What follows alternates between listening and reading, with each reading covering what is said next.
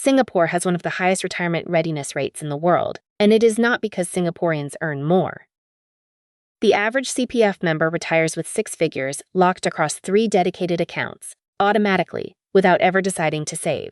Meanwhile, the average American in their 30s has less than $5,000 in retirement savings. It is not because they spent it all on luxury, but because it never got assigned anywhere. It just evaporated. You probably know that feeling. You had money on Friday.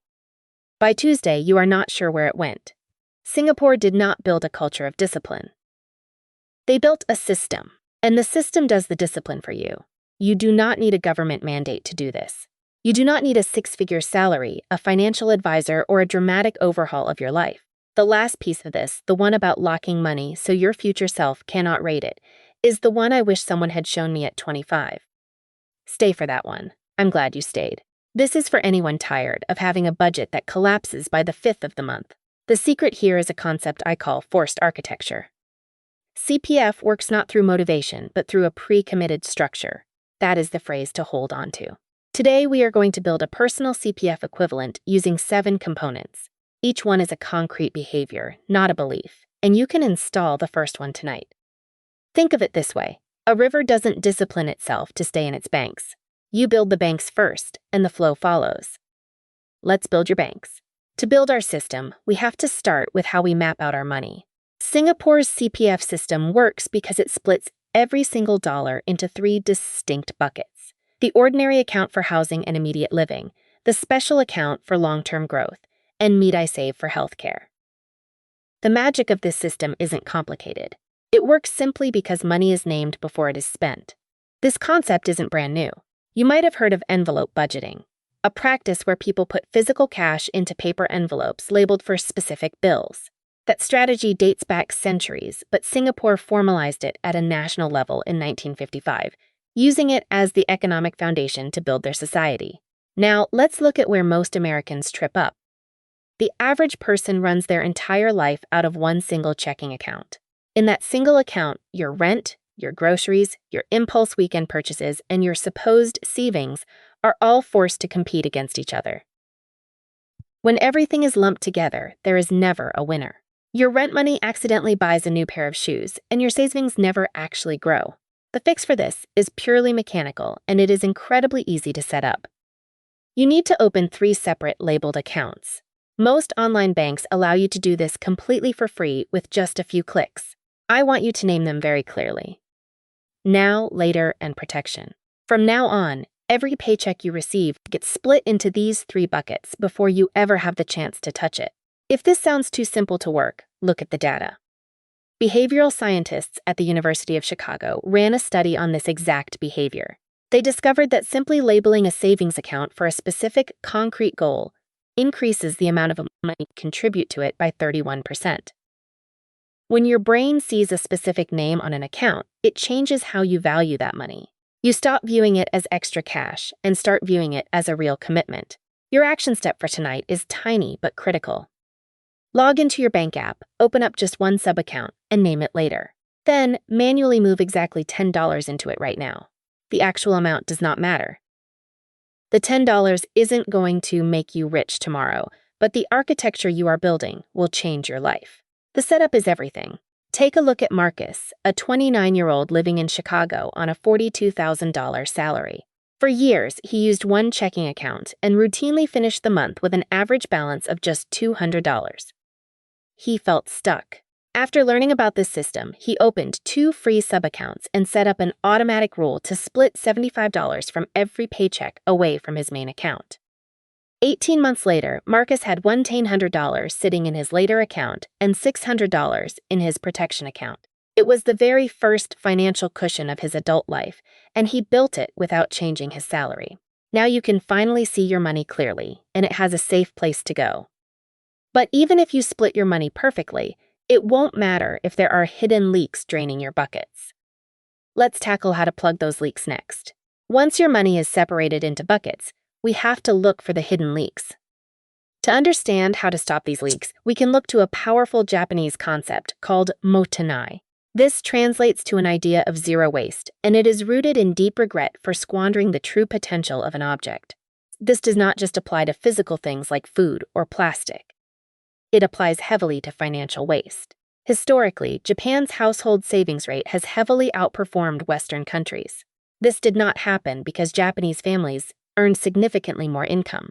Instead, it happened through a cultural habit of rigorous waste elimination before they ever decided how to allocate their savings. They plug the holes in their system first.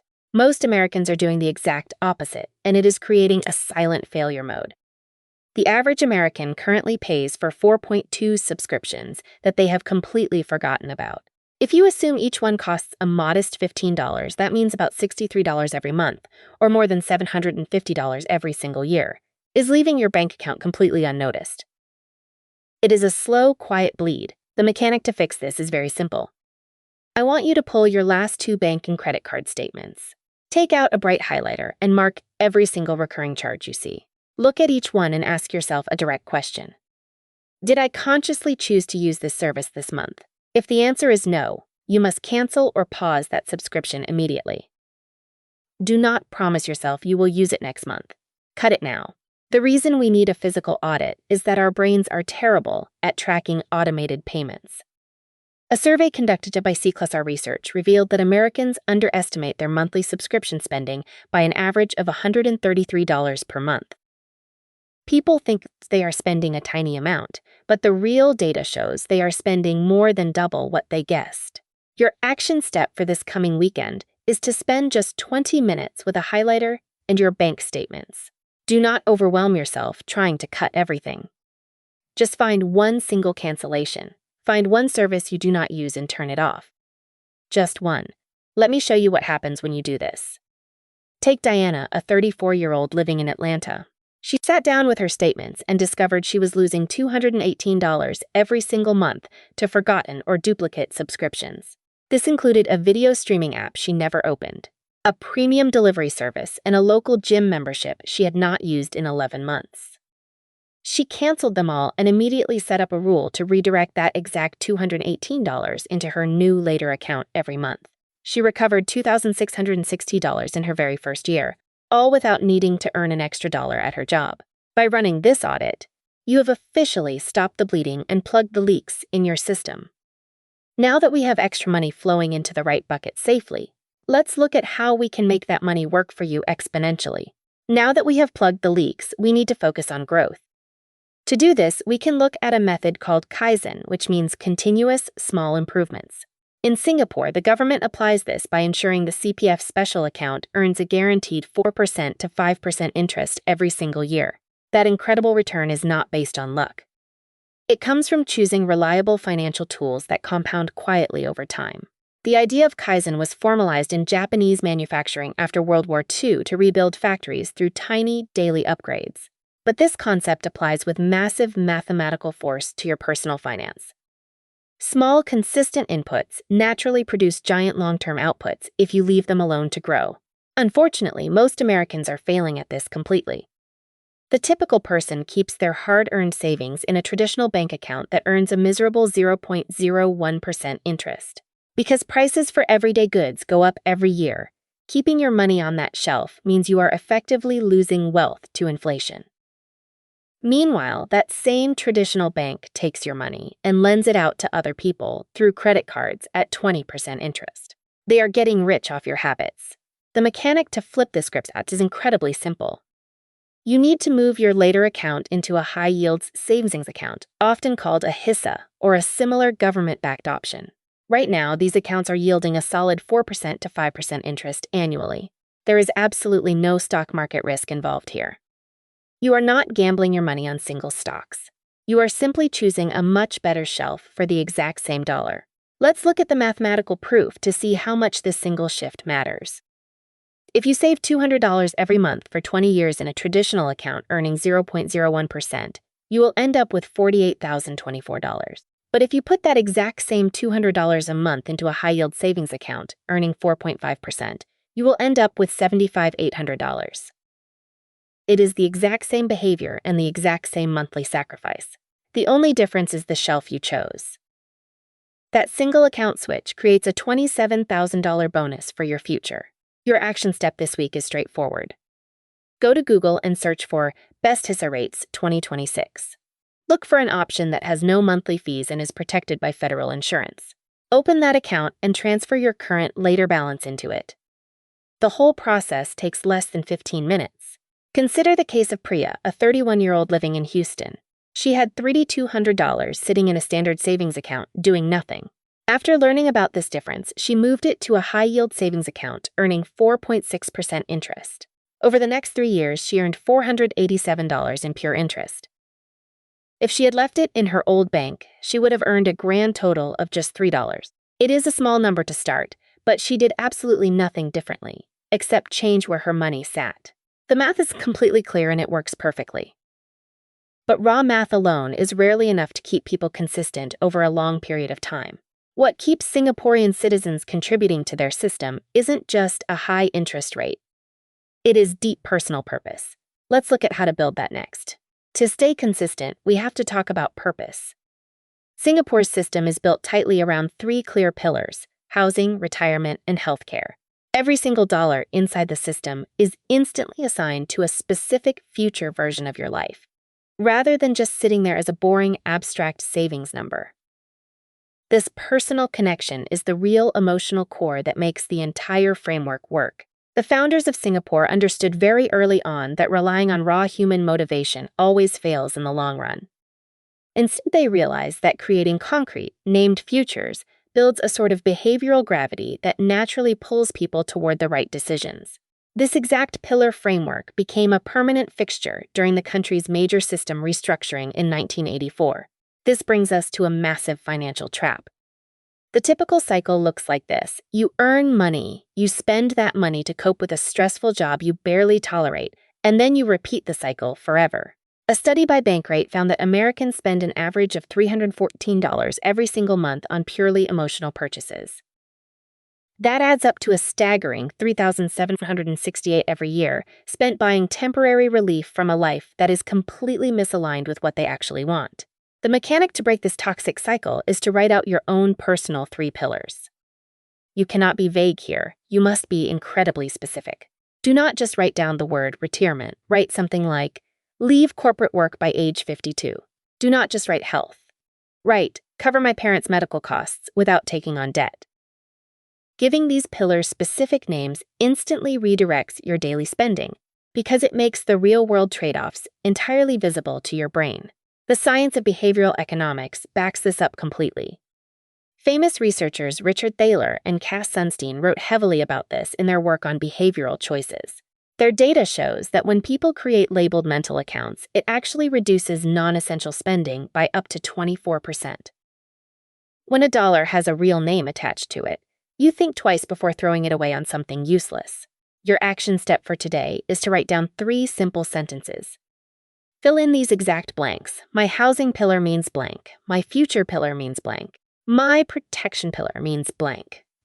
Once you fill them out, put that piece of paper somewhere you will physically see it every single week, like on your bathroom mirror or fridge. Let's look at Jerome, a 38-year-old from Philadelphia. He was earning $67,000 a year, but saving absolutely zero. He finally sat down and wrote out his 3 specific pillars. By looking closely at his habits, he was able to cut out $280 a month from mindless restaurant spending that he realized was just for stress relief, not actual enjoyment. Over the next 18 months, Jerome redirected $5,040 into his new pillars. It was the first time in his adult life that his money felt like it had real direction. Connecting your money to a true purpose is what stops that harmful emotional spending. But what happens when you start making more money? And how do you stop your lifestyle from expanding right along with your paycheck? That is the next major habit we need to tackle, and it is the exact spot where most people give up right before they are about to win. To truly protect your new financial foundation, you have to master your allocation ratio. Singapore's CPF system manages this by mandating specific contribution percentages based tightly on your age. The system completely forces a split of your earnings before your lifestyle has a chance to consume any income increases. This is a concept known as forced allocation discipline, and you can absolutely install a private version of it for yourself. This behavior connects deeply to a famous cultural tradition from Okinawa, Japan, called the Hara Hachi Bu principle. This is a simple rule where individuals consciously stop eating when they are 80% full. When we apply this exact wisdom to our personal finances, the rule means you learn to live comfortably on 80% of your total income, while actively deploying the remaining 20% into your system before you ever get a chance to spend it. Global health research into these regions shows that practicing this specific type of boundary leads directly to excellent outcomes for both physical and financial health. If you do not build this boundary, you will fall victim to a massive economic failure mode. Lifestyle inflation. In America, lifestyle inflation is not an active choice. It is the default setting. Every time the average worker gets a raise or a bonus, that extra cash is immediately swallowed up by a slightly more expensive apartment, a newer car, or nicer groceries. Because of this, the individual's actual savings rate stays completely flat, and their overall financial stress levels stay dangerously high. The mechanic to beat this trap is incredibly practical. The exact moment your income increases, you must set up an automatic rule to route that new increase directly into your later account. Do not just adjust a percentage of your existing checking account. Route the entire new raise away before it ever hits your main spending balance. If you never visually see the extra money sitting in your checking account, you will never feel the temptation to spend it.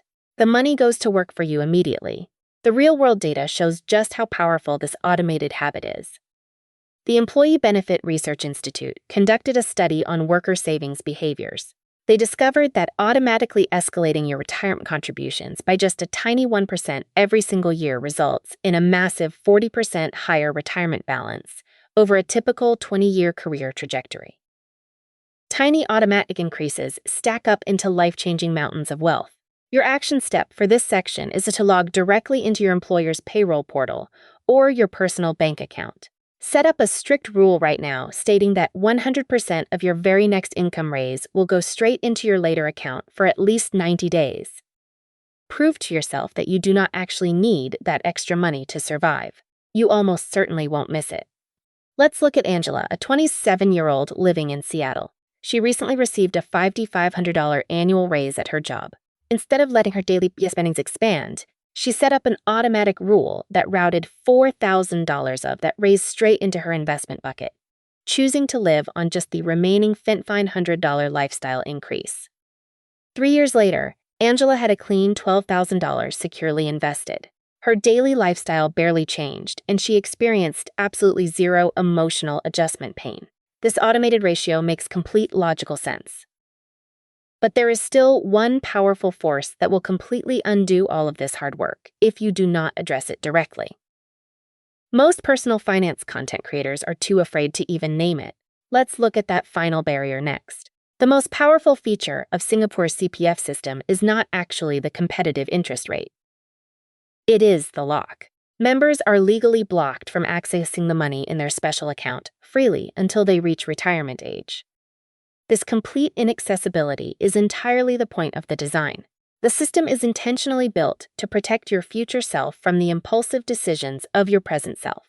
Long ago, Singapore's policymakers studied human behavior before modern behavioral economics even became a popular term. They deeply understood a specific scientific flaw in human nature. We are naturally wired to favor our immediate, present self over our distant, future self. Scientists call this phenomenon hyperbolic discounting. It is the exact reason why a slice of pizza right now feels much more rewarding than a healthy body 10 years from now. This brings us to a major failure mode in modern society. Every single major financial app on your smartphone today is specifically engineered to reduce all friction to spending. Between one-click purchasing, same-day delivery, and contactless tap-to-pay options, the modern commercial system is built to completely eliminate the natural pause between wanting an item and buying it.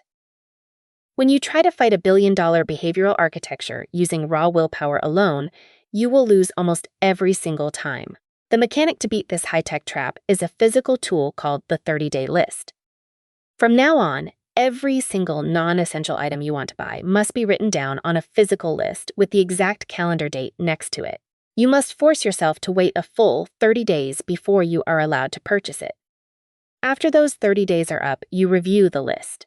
Data shows that 80% to 90% of the items on that list will be willingly crossed off.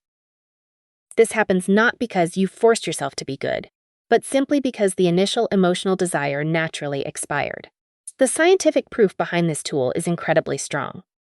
A famous Stanford University study focused on impulse purchases discovered that implementing just a brief 72-hour cooling period completely eliminated the desire to buy an item in 68% of cases. By expanding that cooling period to 30 days, you are multiplying that positive psychological effect by 4, giving your rational brain complete control back over your wallet.